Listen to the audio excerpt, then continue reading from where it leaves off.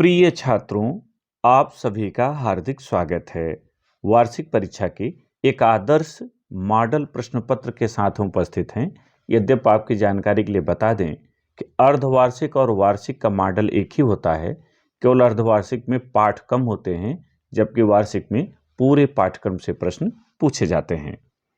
प्रायः गृह परीक्षा में 2.5 घंटे का समय निर्धारित किया जाता है और 100 अंक का ये प्रश्न पत्र होता है, जो 2 खंडों में बटा होता है, खंड क और खंड ख। खंड क का जो पहला प्रश्न है वो हिंदी गद्य साहित्य के इतिहास से संबंधित होता है। 5 खंड इसमें होते हैं, पांचों बहुविकल्पी होते हैं, प्रत्येक 1 अंक का होता है और सही उत्तर चुनकर आपको अपनी उत्तर पुस्तिका में लिखना होता है। जैसे खंड क, रानी केतकी की कहानी के लेखक हैं, तो इसका सही उत्तर है ब इंसा अल्लाह खां। खंड ख, भारत की राष्ट्रभाषा हिंदी निम्न में से किस बोली से बनी है? तो इसमें आपको ढूंढना है कौन सी बोली सही है और यहां होगा स खड़ी बोली से। गेहूं बनाम गुलाब निबंध के लेखक हैं, इसका सही उत्तर है द राम वृक्ष बेनीपुरी। ब्राह्मण पत्रिका के संपादक के रूप में प्रसिद्ध हैं, तो इसका सही उत्तर होगा अ प्रताप नारायण मिश्र। और ध्रुव स्वामिनी की रचना विधा है, यानी ध्रुव स्वामिनी किस विधा में रची गई है, तो इसका सही उत्तर है स नाटक। ये जयशंकर प्रसाद की कृति है। लिखने का तरीका है कि आप प्रश्नोत्तर संख्या 1 लिखें अपने कॉपी में, फिर इसके बाद बिना स्पेस छोड़े सीधे क ख ग घ अंगा करें। अधिकतम 1 पंक्ति का स्पेस भी आप छोड़ सकते हैं, इससे ज़्यादा करके आपको पन्ना नहीं भरना है, क्योंकि अंक आपके उत्तर पे मिलते हैं। फिर जो विकल्प सही है उस विकल्प को भी लिख दें, जैसे ब स द अ स जो सही है, फिर उस भाग को भी लिख दें जो सही है, जैसे इंसान खां, खड़ी बोली, राम वृक्ष बेनीपुरी। ये लिखने का आपका आदर्श तरीका है। प्रश्न संख्या 2 हिंदी काव्य साहित्य के इतिहास से संबंधित है। इसके भी कुल 5 खंड हैं, पांचों बहुविकल्पी हैं। सही विकल्प आपको चुनकर अपने उत्तर पुस्तिका में लिखना है। जैसे बिहारी सतसई की भाषा है। अब ध्यान रखिएगा कि जो भी दूसरा प्रश्न होगा उसमें सब काव्य से ही चीजें पूछी जाएंगी, पहले वाले में गद्य से पूछी जाती हैं। तो बिहारी सतसई की भाषा है, ब होगा ब्रजभाषा। आदिकाल को और किन नामों से जाना जाता है? तो वीरगाथा काल, सिद्ध सामंत काल, चारण काल, ये आदिकाल के सभी नाम हैं, तो सही होगा उपर्युक्त सभी। रीतकाल की काव्य धाराएं हैं, रीति मुक्त, रीति सिद्ध, रीतिबद्ध, ते सभी सही हैं, इसलिए द सही होगा उपर्युक्त सभी। लोक मंगल की भावना विशेषता है, तो किस काल की विशेषता है? इसका सही उत्तर है ब भक्त काल की। गोस्वामी तुलसीदास जी के काव्य में आप देखेंगे तो लोक मंगल के स्वर, यानी जो संत काव्य धारा है, लोक मंगल के स्वर वहां दृष्टिगत होते हैं। साहित्य लहरी के रचयिता हैं, इसका सही उत्तर होगा अ सूरदास। सूरसागर, सूरसारावली, साहित्य लहरी। उत्तर लिखने का तरीका पहले प्रश्न की तरह कि पहले प्रश्न उत्तर संख्या 2 डालें, फिर संकेत कर दें सभी का क ख ग घ ङ, और फिर जो विकल्प सही है उस सही विकल्प को इसी क्रम में आप लिख दें। ये लिखने का सबसे सही तरीका है। प्रश्न संख्या 3 पर आइए। प्रश्न संख्या 3, 2 गद्यांश आपको दिए जाएंगे और किसी एक को आपको चुनना रहेगा और उसके आधार पर पांचों प्रश्नों का उत्तर देना रहेगा। तो आप पहले देख रहे हैं अंधकार के बिकट बैरी से आप जान गए कि महाकवि मां का प्रभात वर्णन से है, लेकिन हम हल करेंगे अथवा को लेकर, चूंकि अर्धवार्षिक में पहला देख चुके हैं, तो इस बार अथवा देखिए। प्रेम की भाषा शब्दरहित है, नेत्रों की कपोलों की मस्तक की भाषा भी शब्दरहित है, जीवन का तत्व भी शब्द से परे है, इतना रेखांकित है। सच्चा आचरण प्रभावशील अचल स्थिर संयुक्त आचरण न तो साहित्य के लंबे व्याख्यानों से गढ़ा जा सकता है, न वेद की श्रुतियों के मीठे उपदेश से, न अंजील से, न कुरान से, न धर्म चर्चा से, न केवल सत्संग से। पांचों प्रश्न पहले देख लें। पाठ का शीर्षक और लेखक का नाम, ये पहला है। दूसरा रेखांकित अंश की व्याख्या। तीसरा लेखक के अनुसार किसकी भाषा शब्द रहित है। चौथा जीवन का तत्व किससे परे है। और पांचवा मानव का सदाचार किसके माध्यम से नहीं प्रकट किया जा सकता। अब इनका उत्तर देखें। प्रश्नोत्तर संख्या 3 डालने के बाद आप संकेत करें और संख्या में जो आप पैराग्राफ ले रहे हैं ऊपर या नीचे उसका कम से कम पहला शब्द, फिर डॉट डॉट का ये निशान और आखिरी शब्द लिख दें, जिससे पता चले कि आपने किसको हल किया है। तत्पश्चात आप क्रम से उत्तर देते चले जाएं। बार बार प्रश्नोत्तर संख्या 3 क, 3 ख, 3 ग, 3 घ ऐसा डालना आवश्यक नहीं है। तो पहला कि पाठ का शीर्षक और लेखक नाम, तो उपयुक्त गद्यांश के पाठ का शीर्षक आचरण की सभ्यता और लेखक का नाम सरदार पूर्ण सिंह है, इससे आप परिचित हैं। दूसरा रेखांकित अंश की व्याख्या, आप रेखांकित अंश देख आए हैं, यह व्याख्या केवल देखें। इस तरह से लिखना आपको, रेखांकित अंश की व्याख्या आप हेडिंग डालेंगे, फिर लिखेंगे लेखक सरदार पूर्ण सिंह जी कहते हैं कि प्रेम को शब्दों के माध्यम से व्यक्त नहीं किया जा सकता, वह शब्दों से परे है। हमारी मस्तक की रेखाएं, हमारे नेत्र और कपोल अपनी भिन्न भिन्न मुद्राओं से हमारे हृदय के भाव को व्यक्त कर देते हैं। जीवन का सार तत्व भी शब्दों की सीमा से परे है, उसे शब्दों में बांधा नहीं जा सकता। तो सारांश रूप में आपको 3-4 पंक्ति में अपनी बात कहनी है। तीसरा प्रश्न था कि लेखक के अनुसार किसकी भाषा शब्द रहित है, तो उत्तर है लेखक के अनुसार प्रेम की भाषा शब्द रहित है। चौथा, जीवन का तत्व किससे परे है, उत्तर जीवन का तत्व शब्दों की सीमा से परे है। और पांचवा प्रश्न था मानव का सदाचार किसके माध्यम से नहीं प्रकट किया जा सकता है, तो उत्तर मानव का सदाचार साहित्य के लंबे व्याख्यानों से, धर्म ग्रंथों से, धार्मिक क्रियाकलाप से, धर्म चर्चा या सत्संग से व्यक्त नहीं किया जा सकता है। प्रश्न संख्या 4, इसमें 2 पद्यांश दिए जाएंगे, किसी एक को आपको चुनना होगा और उसके नीचे दिए गए प्रश्नों को आपको हल करना होगा। आप इससे परिचित हैं। तो यहाँ पहला देख रहे हैं मेरो मन अनंत कहाँ सुख पाए, नीचे सूरदास हैं, तो आप जान गए हैं कि सूरदास से लिया गया है। लेकिन हम हल करेंगे अथवा कहत नटत रीझत खीझत मिलत खिलत लजियात भरे भवन में करत हैं नैनन ही सो बात। तो पहले आप यहाँ पर वो देख लें, माने प्रश्न पहले देख लें तब उत्तर में चलते हैं। उपयुक्त पद्यांश का शीर्षक और कवि का नाम लिखिए। दूसरा, रेखांकित अंश की व्याख्या, और यहाँ एक पंक्ति रेखांकित है कहत नटत की। तीसरा, नायक ने नायिका से किसके संकेत से मिलने के लिए कहा। चौथा, उपयुक्त पद्यांश में कौन सा रस है। और पांचवा, कहत नटत रीझत खीझत मिलत खिलत लजियात में कौन सा अलंकार है। अब आइए उत्तर की बात करें। पहले प्रश्नोत्तर संख्या 4 आप डालें, फिर संकेत कर दें कहत, फिर अंतिम शब्द बात है। पहला प्रश्न था कि उपयुक्त पद्यांश का शीर्षक और कवि का नाम लिखिए। तो पद्यांश का शीर्षक भक्ति एवं श्रृंगार और कवि का नाम कविवर बिहारी है। श्रृंगार इसी तरह से हिंदी में लिखा जाता है।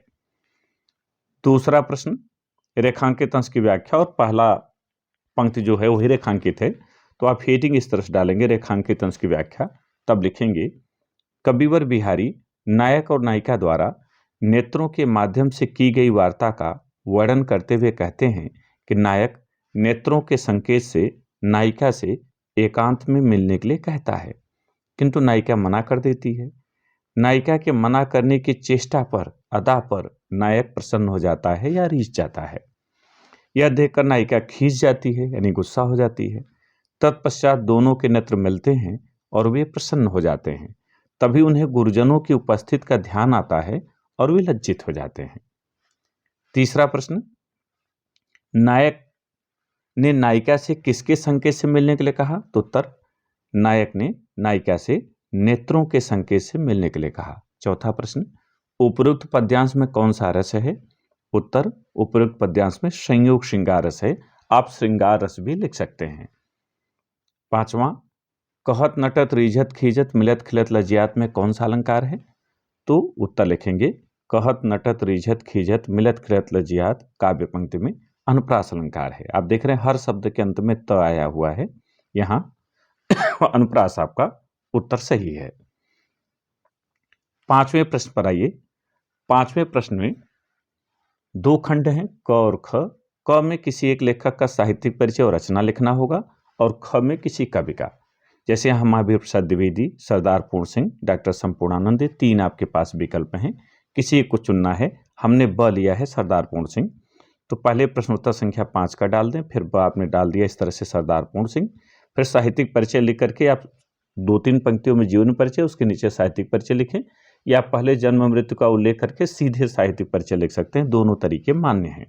तो इस तरह से आप लिखते हुए चले जाएंगे। फिर रचनाएं लिख देंगे। रचना लिखने के बाद ही उत्तर आपका पूरा हो जाएगा।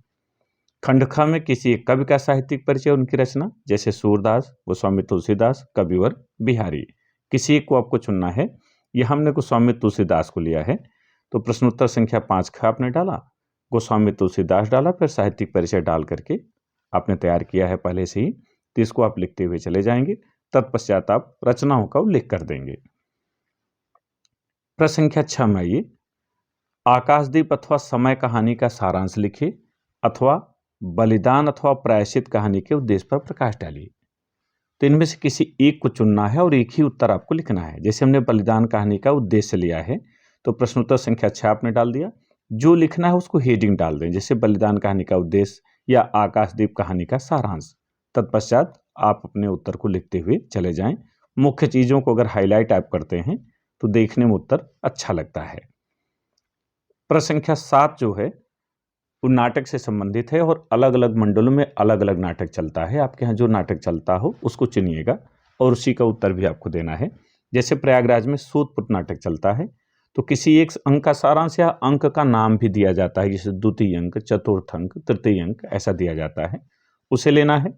या नायक का चरित्र चित्रण पूछा जाता है। तो यहाँ हमने सारांश चुना है, तो सूत इस तरह से प्रश्नोत्तर संख्या 7 डाल दें, फिर सूतपुत नाटक के प्रथम अंक का सारांश, फिर आप उत्तर अपना लिखते हुए चले जाएं। आपने इसे तैयार किया होगा तो इसे क्रम से कर दें, आपका समय ज़्यादा नहीं जाए, इसे जल्दी से हम उत्तर दे रहे हैं। अब आइए खंड ख में, जो 8वां प्रश्न है वो 2 खंडों में बटा है, क और ख में।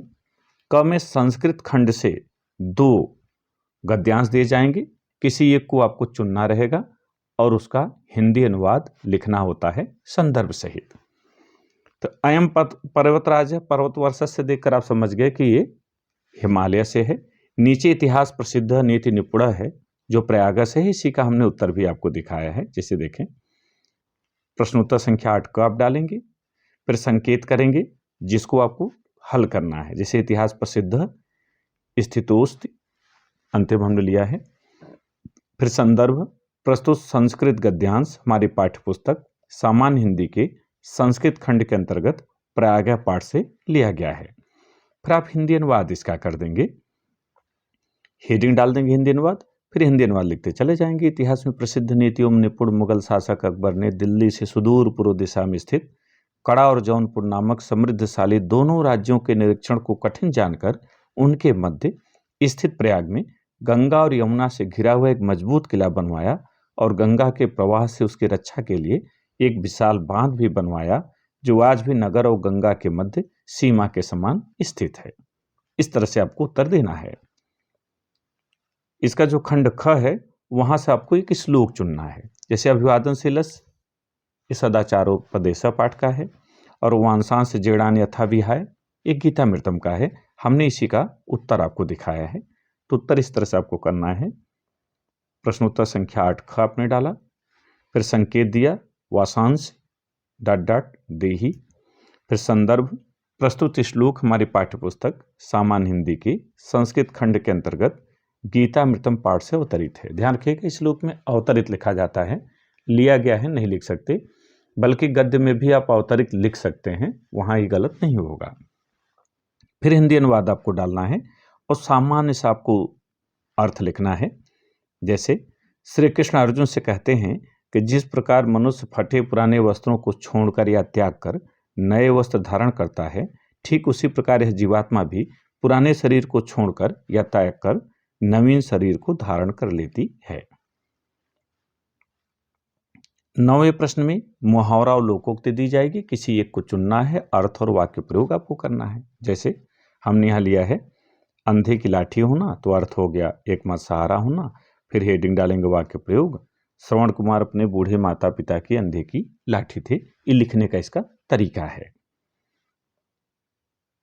10वें में आइए, प्रश्न संख्या 10 में आपको सही विकल्प संधि का चुनना है। खंड क में हिमालय, आप जानते हैं इसका होगा हिमधन आलय, यद्यपि, यदि धन, अपि, तो स सही हो जाएगा। सूर्योदय, सूर्यधन, उदय, ये आप देख रहे हैं स में दिया हुआ है। तो लिखने का इसका तरीका ये है कि आप प्रश्नोत्तर संख्या 10 क डाल दें, फिर आप तीनों का उल्लेख कर दें, 1 2 3 या क ख ग जो दिया हो, फिर जो विकल्प सही है वो विकल्प सही लिख दें, जैसे हिमधन्यालय, यदि धन अप, सूर्यधन, उदय। इसका जो खंड ख है उसमें शब्द रूप आपसे पूछा जाएगा। यहाँ 2 आपसे पूछे जाते हैं। पेपर में कभी कभी 1 दिया जाता है, चूंकि 2.5 घंटे का समय कम होता है तो कुछ क्वेश्चन आपके कम कर दिए जाते हैं, लेकिन अंक उन्हीं में बांट दिया जाता है। आत्मना शब्द में विभक्ति और वचन है, राज्ञा शब्द में विभक्ति और वचन है। ध्यान दीजिएगा, ये जो चारों विकल्प दिए गए हैं, इन विकल्पों में से कोई एक विकल्प सही होगा। तो आपको सलाह तो मेरी यही है कि शब्द रूप आप तैयार करें, उसे याद कर लें। ऐसा नहीं कि आप तुक्का लगा कर आएं और आपका उत्तर गलत हो जाए, तो आपको तैयार करना ही उचित होगा। तो आत्मना शब्द में विभक्ति और वचन है, तो इसका सही उत्तर है तृतीया विभक्ति, एक वचन। और आज्ञा शब्द में विभक्ति और वचन है, तो इसका सही उत्तर है पंचमी विभक्ति, एक वचन। उत्तर लिखने का तरीका ठीक उसी तरह से, प्रश्नोत्तर संख्या 10 ख आपने डाला, फिर आपने उल्लेख कर दिया प्रश्न का और विकल्प सहित उत्तर लिख दिया, इस तरह से। खंड 11 में आइए। प्रश्न संख्या 11 में खंड क शब्द युग्म होता है, इसका सही अर्थ चुनना होता है। जो शब्द जिधर होता है उधर ही उसका सही उत्तर भी होना चाहिए, दूसरी तरफ नहीं होना चाहिए, आप ध्यान रखेंगे। जैसे जलज और जलद, तो जलज माने होता है कमल और जलद माने होता है बादल, तो इसका सही उत्तर है कमल और बादल। लक्ष्य और लक्ष्य, तो लक्ष्य माने होता है लाख और लक्ष्य माने होता है उद्देश्य। तो लाख और उद्देश्य, लाख यहाँ संख्या से मतलब है, तो लाख और उद्देश्य इसका सही होगा।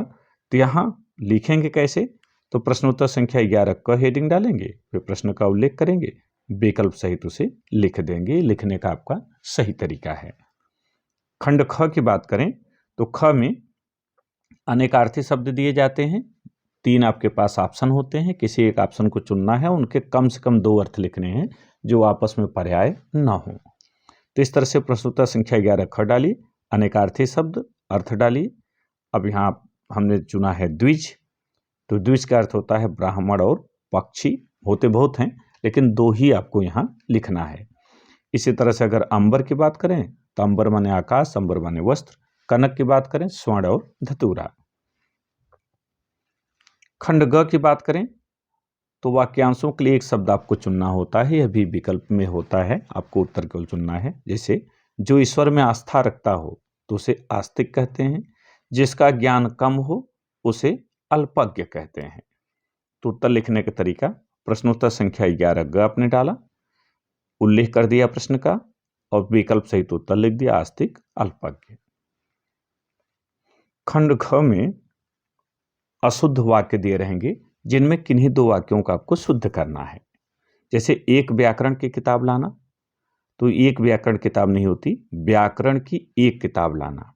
नगर में अनेकों वस्त्र विक्रेता हैं, तो अनेकों नहीं बल्कि अनेक, एक का बहुवचन अनेक होता है, तो नगर में अनेक वस्त्र विक्रेता हैं।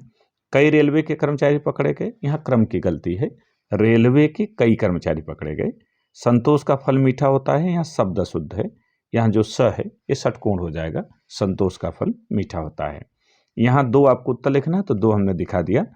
प्रश्नोत्तर संख्या 11 घ वाक्य शुद्ध रूप, अ व्याकरण की किताब लाना, ब नगर में अनेक वस्त्र विक्रेता हैं। प्रश्न संख्या 12 3 खंडों में विभाजित है। खंड क में रस है, जैसे वीर अथवा सिंगारस का स्थायी भाव के साथ परिभाषा या उदाहरण 2 में से एक ही पूछा जाएगा, चूंकि समय कम दिया जाता है तो एक ही आपको लिखना है। प्रश्नोत्तर संख्या 12 का हो गया वीरस अस्थायी भाव उत्साह, अब चाहे परिभाषा लिख दें चाहे उदाहरण लिख दें। ख में अलंकार होगा, जैसे यहाँ यमक और श्लेष में से किसी एक का लक्षण था उदाहरण लिखना है, लक्षण माने परिभाषा ही होता है, एक ही चीज लिखना है, तो जो आपको सरल लगे। प्रश्नोत्तर संख्या 12 ख यमक अलंकार, उदाहरण ही हमने लिख दिया, आप चाहें तो परिभाषा लिख दें। खंड ग में छंद आएगा, दोहा अथवा चौपाई छंद का मात्रा सही लक्षण अथवा उदाहरण 2 में से एक ही चीज लिखना है। तो यहाँ प्रश्नोत्तर संख्या 12 ग लिखिए, दोहा डालिए और लक्षण या परिभाषा जो पूछा रहे वही हेडिंग डाल के लिखिए, चाहे परिभाषा लिखिए चाहे उदाहरण लिखिए। अगर पेपर में दोनों पूछा गया है कि लक्षण और उदाहरण या परिभाषा और उदाहरण लिखिए, तब दोनों आपको लिखना होगा। प्रश्न संख्या 13 पत्र लेखन से संबंधित है। इसमें 2 पत्र होते हैं और आपके कोर्स में कुल 3 हैं, तो 3 में से 2 आप अगर पढ़ लेते हैं तो कोई न कोई एक आपको मिल जाएगा और उसको सीधे सीधे आपको लिखना है। जैसे प्रश्न उत्तर संख्या 13, हमने यहाँ पत्र शुरू कर दिया, विषय यहाँ दिया हुआ है। अगर आप चाहें तो विषय यहाँ लिख सकते हैं, फिर यहाँ लिखने की जरूरत नहीं पड़ेगी और इसको आप क्रम से लिखते चले जाइए। ये आपने पहले तैयार किया है, छमाही में अच्छा लिखा भी है। फिर समापन आप करिए, यहाँ दिनांक डाल दीजिए और बहुधी में क ख ग डालिए। अंतिम प्रश्न 14वां इन निबंध से संबंधित है। इसे विज्ञान वरदान या अभिशाप, मेरा प्रिय साहित्यकार, पर्यावरण प्रदूषण, कारण और निवारण के उपाय, चंद्रयान मिशन 3, ये पारंपरिक निबंध हैं। चंद्रयान मिशन 3 इसमें नया है, कुछ और विषय नए आ रहे हैं, लेकिन आपको इनमें से कोई न कोई विषय मिलेगा जरूर। तो लिखने का तरीका आपका प्रश्नोत्तर संख्या 14 आप डाल दें, फिर शीर्षक डाल दें विज्ञान वरदान या अभिशाप, फिर रूपरेखा जो आप भीतर लिखेंगे उसकी हेडिंग यहाँ बाहर ले आके पहले दिखा दें। इसके बाद हेडिंग डाल के 2-2, 3-3 पंक्तियों में उसको विस्तारित कर दें। ज़्यादा बड़ा नहीं करना है, समय कम होता है, तो 3 पंक्ति 4 पंक्ति में आप बात लिखते चले जाएं, जिससे 2-2.5 पृष्ठ में ही आपका ये पूरा हो जाए। तो मुझे उम्मीद है कि आपने उत्तर लिखने का तरीका समझ लिया होगा। आपका कार्य संपन्न हुआ। एक नए वीडियो के साथ फिर मिलेंगे। बहुत बहुत धन्यवाद।